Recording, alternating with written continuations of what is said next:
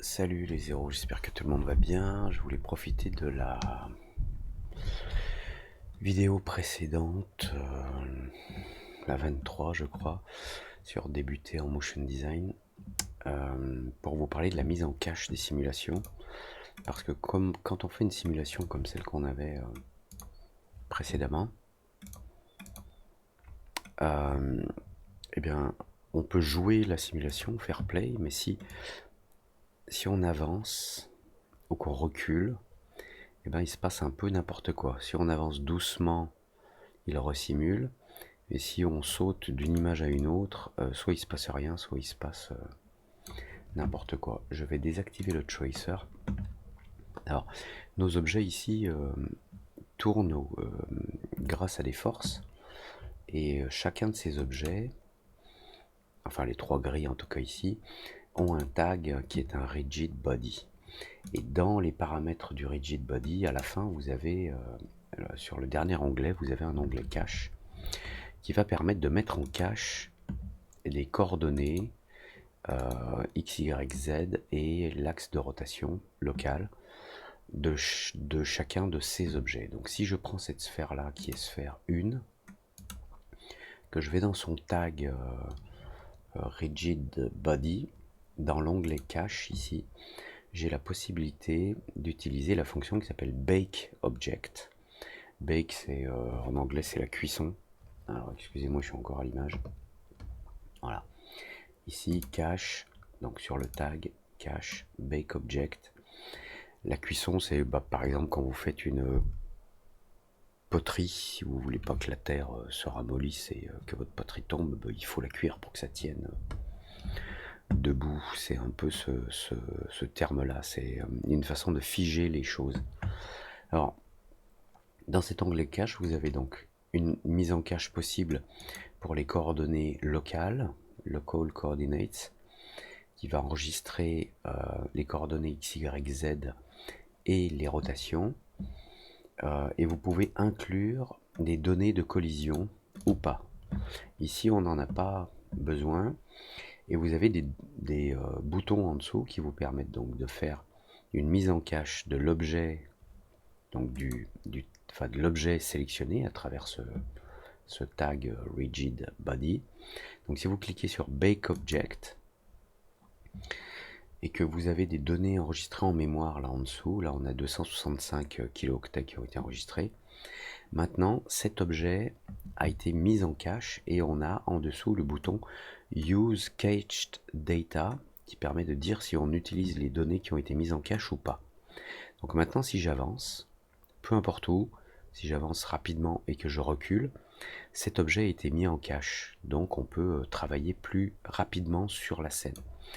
D'autant plus rapidement qu'il y a des cas, par exemple, si j'active le tracer, si je veux faire un rendu de cette scène et qu'elle n'a pas été mise en cache, si je veux faire un rendu par exemple en mode standard, donc à l'image 1200, donc ici frame range manual 1200 à 1200, ici dans ma timeline je suis à 0. Si je lance le rendu ici, il est en train de préparer, j'attends, parce qu'en fait il est en train de mettre en mémoire ce qu'il a besoin de mettre en mémoire.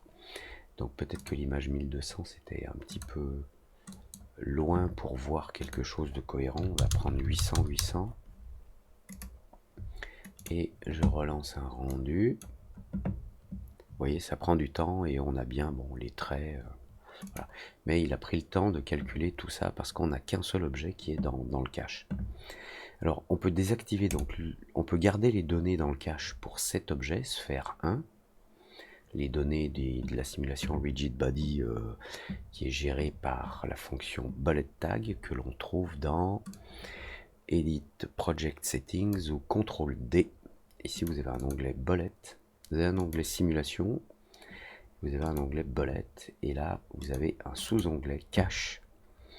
Alors je vous conseille pas d'utiliser le cache ici parce qu'il y a un comportement qui est relativement étrange, notamment ici si vous regardez sur cette sphère 1, celle-là, dans son cache, J'ai désactivé donc Use Cached Data. Je désactive l'utilisation des données mises en cache. On a 265 kilooctets. Et vous voyez la petite icône, c'est le petit rond avec 3 petits points en haut là. Si je réactive, cette icône se change en un point à l'intérieur d'un carré. Ça veut dire qu'on a une simulation avec des données, enfin une simulation dynamique avec des données qui ont été mises en cache et qui sont utilisées. Donc là, cette sphère-là, elle est en cache. Le problème là, c'est le tracer qui lui trace ce que je suis en train de lui demander de tracer parce que j'avance et je recule dans mon animation. Donc, le traceur, je vais le désactiver. Le traceur, on ne peut pas vraiment le mettre en cache, mais on peut le cuire, on peut le passer à la cuisson pour faire une sorte de cache en l'exportant et en le réimportant. On verra ça dans une autre vidéo qui s'appellera comment mettre en cache un tracer.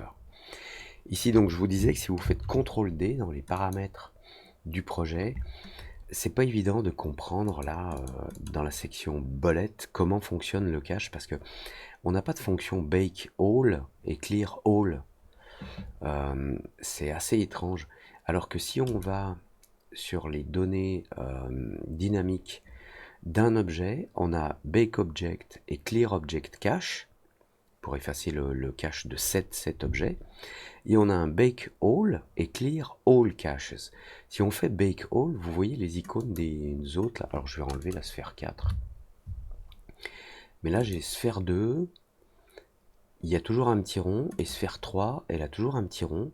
Et si je vais sur le tag rigid body de sphère 1 et que je fais bake all, il a créé, là on voit les icônes se sont transformées en petits carrés coins arrondis avec un point au milieu.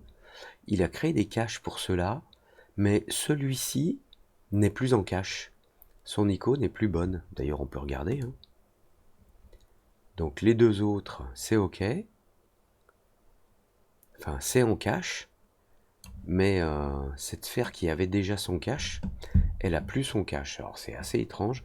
Des fois même, on est sur un tag et on clique une fois sur Bake Object. Et là, vous voyez, il a fait un bake. Il a mis en cache donc cet objet et le cache donc de sphère 3 qui est sélectionné a disparu. On a l'icône ronde. Alors c'est toujours un peu compliqué, donc pour pas se prendre la tête, le mieux c'est de faire clear all cache et de faire un bake all. Et en général, là, la cuisson est correcte. Si vous passez par les réglages du projet, dans Bullet, si vous faites clear cache, donc là, toutes les petites icônes sont redevenues rondes. Alors CTRL D à nouveau. Si on fait bake, il a stocké 797 données, enfin 797 kilos de données. On a toutes nos icônes là qui sont passées en petits carrés coins arrondis et tout est en cache. Et bizarrement, après, si vous avez un objet sélectionné, comme par exemple sphère 1, que vous faites CTRL D pour aller dans les données du projet, que vous faites bake, regardez, toutes les icônes ont perdu leur cache. Et si je vais sur l'une d'entre elles, on est à 0. Là, on est à 0. Alors, CTRL D à nouveau, bake, et là, j'ai à nouveau des données. Donc, bizarrement, quand il y a des données, il les enlève, et quand on refait bake, il les recrée. Enfin bon, c'est bizarre. Donc, moi, je préfère aller dans l'un d'entre eux. Je fais clear all et bake all. Comme ça, on est tranquille. Si on revient avec CTRL D sur les paramètres du cache du système de simulation Bullet, on va se rendre compte d'un truc en plus. On a ici mis en cache les rotations des sphères. Donc on peut reculer et avancer. On peut rapidement calculer une image, celle que l'on souhaite, par exemple, je sais pas, l'image 900. Je lance le calcul ici, vous voyez, ça va illico. Alors, les autres sphères doivent être à côté, elles sont sorties à mon avis de l'image. Ça va assez vite, mais on a des trucs bizarres, comme ici dans Use Cached Data, utiliser les données cachées. Si je le désactive là, bizarrement, on a toujours les icônes là qui nous indiquent qu'on a des données en cache. On a le bouton qui dit Use Cache Data pour cette sphère qui est activée, mais il ne les utilise pas. Donc, CTRL D à nouveau. Donc, utiliser les données cachées, ça a priori, ce bouton a un impact global sur toutes les données qui ont été mises en cache. Et on a cette bizarrerie, là on a ce truc qui s'appelle Use. Si je le coche, ça ne marche plus. En fait, le Use, on dirait, alors qu'on est dans la section cache, on dirait est-ce qu'il faut que tu simules ou pas. Et c'est d'autant plus bizarre que si on fait un clic droit sur Use, et je vais remonter un petit peu la fenêtre, si on fait un clic droit sur Use ici, donc dans les préférences, dans les réglages du projet, dans Bullet, dans Cache, clic droit sur Use, Show Help, j'ai la fenêtre d'aide, et si je l'agrandis un petit peu, si vous regardez le paramètre Use, là en bas, il n'y a rien qui est indiqué. Il n'y a aucune explication sur ce paramètre. On passe direct à la fonction Playback Time, qui se trouve en dessous. Donc ce Use, là, je ne le comprends pas, je ne sais pas ce que c'est, je ne sais pas à quoi il sert. Bon. Et le Playback Time, c'est une fois que vous avez vos données en cache, vous pouvez décider de les jouer, mais par exemple à partir de l'image 50 et pas à partir de l'image 0. Donc là, je vais faire play.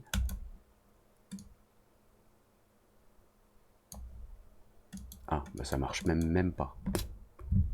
Use playback time.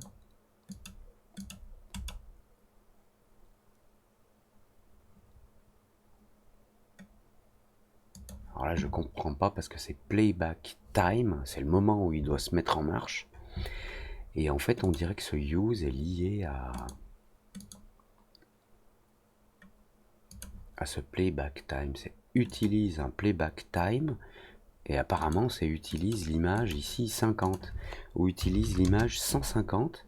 Et si je reviens, si j'avance, enfin si je change dans ma timeline, il utilise le cache de l'image 150, alors que playback time, ça voudrait dire démarre le playback, joue la simulation qui est mise en cache à partir de telle image. Donc ce bouton use et ce playback time sont très étranges. Si je regarde ici dans la doc, cette option vous permet de définir lets you define special time stops, des moments d'arrêt, or even time markers. Cette fonction définit simplement à quel point le cache va être affiché. Le fait que cette option puisse être animée, par contre il ne parle pas du bouton use. Je pense que le use force l'utilisation de ce paramètre playback time qui peut être animé. Alors si par exemple, si je mets une animation à 500 images, je peux lui dire ici à l'image 100, tu es à l'image de la simulation 0, et je crée une clé. Et à l'image 200, tu es à l'image du cache 500, et je crée une clé. Et là, entre l'image 100 et l'image 200, eh bien, il me joue ce qu'il a mis en cache entre l'image, donc j'avais dit 0 et 500. Voilà.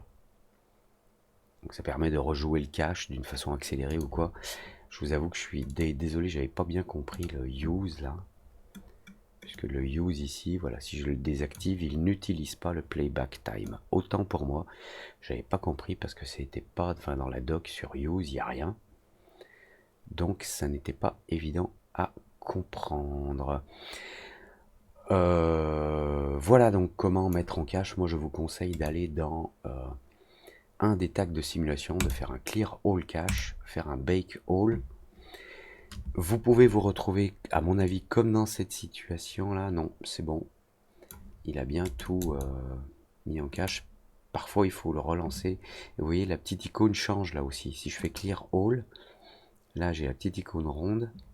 Et si je fais bake all, ça devient un petit carré avec un rond à l'intérieur. Voilà. Et là c'est bien mis en mémoire. Bon, voilà, bon, c'est un truc. Alors, pour toutes les simulations de type bullet avec de la gravité, des collisions, ça marche. Vous rajoutez les collisions ici et ça fonctionne comme il faut. Quand vous enregistrez le fichier, bien sûr, le cache est enregistré. Vous pouvez réouvrir votre fichier et c'est déjà en cache dans le fichier Cinema 4D. Comme d'habitude, inscrivez-vous, likez ou likez pas, mettez un commentaire si besoin, et puis à très vite pour de nouvelles aventures. Ciao.